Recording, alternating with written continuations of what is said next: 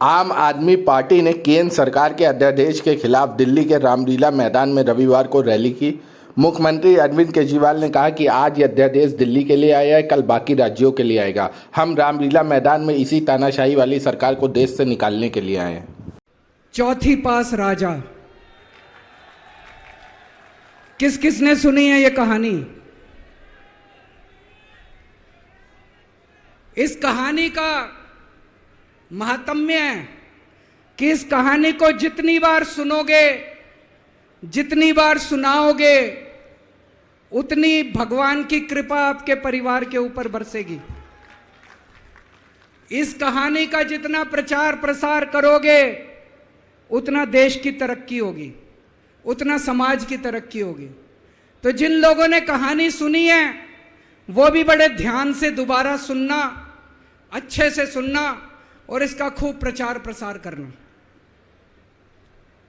यह कहानी एक राजा की है, एक चौथी पास राजा की कहानी है, एक अहंकारी राजा की कहानी है, एक भ्रष्टाचारी राजा की कहानी है। आप लोगों ने राजा और रानी की कई कहानियां सुनी होंगी। इस कहानी में राजा तो है, रानी नहीं है।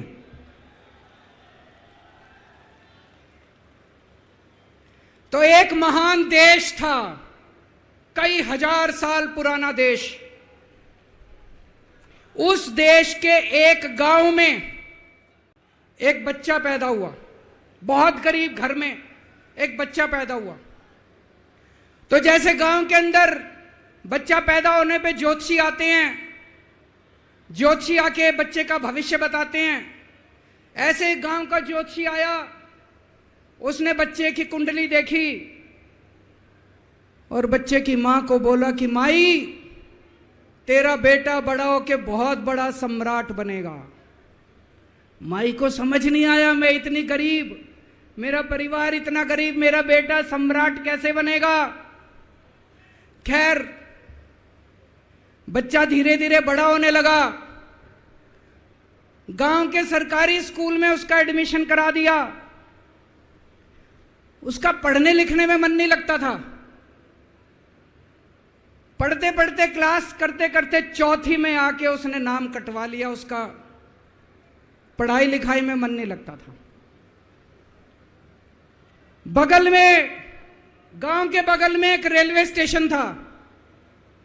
घर में बहुत गरीबी थी। वो बच्चा वहां स्टेशन पे जाके चाय बेचने लगा।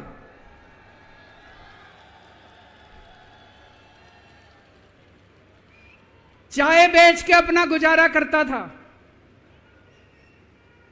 वो भाषण बहुत अच्छा देता था, बचपन से ही बड़ा अच्छा भाषण देता था। गांव के लड़कों को इकट्ठा कर लेता और भाषण देना चालू करता। धीरे धीरे आसपास के गांव में फैल गया कि यह बच्चा भाषण बड़े अच्छे देता है। आसपास के लड़के भी इकट्ठे हो गए और जो मर्जी टॉपिक हो भाषण देना चालू कर देता था और रुकता ही नहीं था, घंटों घंटों तक भाषण देता रहता था। बच्चा बड़ा हुआ। ज्योतिषी ने कहा था बड़ा होके बच्चा उस महान देश का सम्राट बन गया। लेकिन राजा तो अनपढ़ था, उसे तो कुछ आता नहीं था। अफसर आते, उस अनपढ़ राजा से जहां मर्जी साइन करा लेते, जहां मर्जी जो मर्जी साइन करा लेते। वो राजा अनपढ़ था, उसे लगता था मैं अगर अफसरों से पूछूंगा तो मेरी कमजोरी सबके सामने प्रकट हो जाएगी। अफसरों को लगेगा मेरे को कुछ आता नहीं है। अफसर जो मर्जी लेके आते थे वहां साइन कर देता था। वो धीरे धीरे पूरे देश के अंदर फैल गया कि राजा अनपढ़ है, राजा अनपढ़ है। राजा को बड़ा बुरा लगने लगा। तो राजा ने कहीं से एक फर्जी डिग्री का जुगाड़ कर लिया। एक फर्जी डिग्री का जुगाड़ कर लिया, एमए की डिग्री का। और राजा बोला मैं एमए हूं। पर सच्चाई तो पूरे देश को पता थी, राजा तो अनपढ़ था। धीरे धीरे राजा अहंकारी भी होता गया। अहंकारी राजा और ऊपर से अनपढ़। जो मर्जी उस राजा के पास जाता, और राजा से कुछ भी पास करा के ले आता। एक बार कुछ लोग गए, राजा को बोले जी नोटबंदी कर दो, नोटबंदी करने से भ्रष्टाचार खत्म हो जाएगा, आतंकवाद खत्म हो जाएगा। राजा को कुछ समझ नहीं आया, राजा की खूब चमची मारी उन्होंने। राजा ने एक दिन शाम को टीवी पे आके 8 बजे नोटबंदी कर दी। पूरे देश का बेड़ा गर्क हो गया दोस्तों। लंबी लंबी बैंकों के सामने लाइनें लग गई, कई लोग मर गए, दुकानें बंद हो गई, रोजगार बंद हो गए, बड़ी बड़ी इंडस्ट्री बंद हो गई, पूरे देश का बेड़ा गर्क हो गया। फिर एक दिन कोई आके बोला जी 2000 का नोट ले आओ। राजा 2000 का नोट ले आया। 4 साल बाद कुछ लोग आके बोले जी 2000 का नोट बंद कर दो। राजा ने 2000 का नोट बंद कर दिया। राजा को अक्ल तो थी नहीं, बेवकूफ था, अनपढ़ था। कभी 2000 का नोट चालू करता था, कभी 2000 का नोट बंद करता था। एक बार कुछ लोग आके बोले जी ये किसानों के कानून बना दो, इस कानून से किसानों का भला होगा। राजा ने कानून बना दिए। पूरे देश के किसान सड़कों पे उतर आए। 750 किसान मर गए आंदोलन में, और 1 साल के बाद राजा को वो तीनों कानून वापस लेने पड़े। एक बार उस देश के अंदर बहुत बड़ी महामारी फैल गई, चारों तरफ महामारी फैल गई, लोग मरने लगे। किसी ने आके बोला जी थाली बजवाओ तो देश ठीक हो जाएगा। तो राजा ने पूरे देश में थाली और चम्मच बजवा दिए। महामारी तो नहीं बची, महामारी तो फैली रही। किसी ने आके कहा जी डॉक्टरों की जरूरत पड़ेगी, दवाइयों की जरूरत पड़ेगी, इंजेक्शन की जरूरत पड़ेगी, तब महामारी रुकेगी। राजा अपने दोस्तों का बड़ा ख्याल रखता था। उसके दोस्त थे। एक दोस्त ने 10,000 करोड़ रुपए चोरी कर लिए, राजा ने उसको देश से भगा दिया। दूसरे दोस्त ने 20,000 करोड़ चोरी कर लिए, राजा ने उसको भी देश से भगा दिया। पर एक दोस्त ऐसा था जिससे राजा की ज्यादा ही दोस्ती थी। कौन था? उसको उन्होंने सारे एयरपोर्ट बेच दिए, सारे जहाज बेच दिए, सारे सी पोर्ट बेच दिए, उन्होंने आसमान बेच दिया, जमीन बेच दी राजा ने, खदानें बेच दी। उस दोस्त पे राजा मेहरबान था।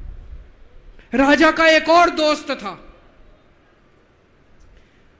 वो दोस्त इतना गंदा था कि उसने कुछ अंतरराष्ट्रीय खिलाड़ी महिलाओं के साथ बदतमीजी करी,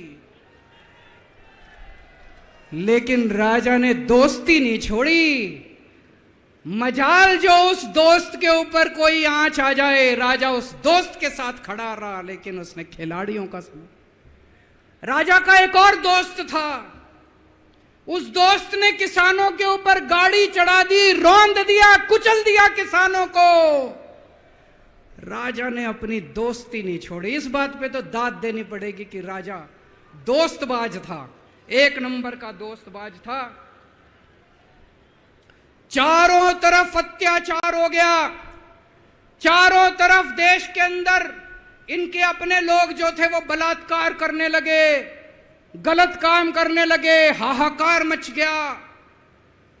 जो राजा के खिलाफ बोलता, राजा उसको पकड़ के जेल में डाल देता।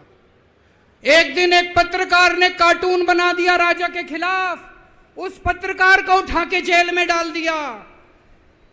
एक दिन एक किसी पत्रकार ने उनके खिलाफ कुछ लिख दिया, उसको पकड़ के जेल में डाल दिया। जो राजा के खिलाफ बोले उसका बेड़ा गर्क। कोई जज अगर उस राजा के खिलाफ ऑर्डर करता था, राजा उसको बख्शता नहीं था। चारों तरफ अत्याचार, महंगाई, बेरोजगारी। ऊपर आसमान में देवता ये सब देख रहे थे कि पृथ्वी के ऊपर कितना घनघोर अत्याचार हो रहा है। सारे देवता इकट्ठे हुए, देवताओं ने मीटिंग करी। सारे देवता मिलकर शिवजी महाराज जी के पास गए।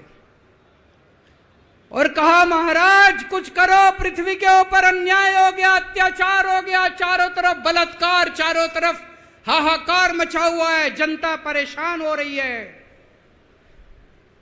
पृथ्वी जी शिव जी महाराज जी ने अपनी तीसरी आंख खोली और दोस्तों यहां प्रचंड पृथ्वी के ऊपर अजीब अजीब घटनाएं घटने लगी। उज्जैन के अंदर महाकाल की 6 सप्तऋषियों की बड़ी बड़ी 10 फुटा भारी भारी मूर्तियां थी। एक दिन बारिश और तूफान आया और 6 की 6 मूर्तियां टूट गई। लोगों ने कहा बड़ा अपशकुन हो रहा है, बड़ा अपशकुन हो रहा है। एक दिन एक ट्रेन एक्सीडेंट हो गया, 250 से ज्यादा लोगों की मौत हो गई। लोगों ने कहा बड़ा अपशकुन हो रहा है। और एक दिन घनघोर बारिश आई, तूफान आया, ऊपर से आकाशवाणी हुई, सारे देश की जनता को भगवान ने कहा कि आप महान देश के लोग हो, क्या कर रहे हो, उठो, खड़े हो जाओ और इस अहंकारी राजा के खिलाफ सब लोग मिलकर आवाज उठाओ। भगवान आपके साथ है। और उसके बाद दोस्तों सोई हुई जनता जाग गई और 1 साल के अंदर उस अहंकारी राजा का राजपाट जनता ने उखाड़ के फेंक दिया। और उसके बाद वो महान देश दिन दूनी रात चौगुनी प्रगति करने लगा। ये कहानी बड़ी पवित्र कहानी है। इस कहानी को सुनने से और सुनाने से परिवार का, समाज का और देश का बहुत भला होता है। इसे ज्यादा से ज्यादा शेयर कीजिए, ज्यादा से ज्यादा लोगों तक पहुंचाइए ताकि ज्यादा से ज्यादा लोग इसे सुन सकें, इसे समझ सकें।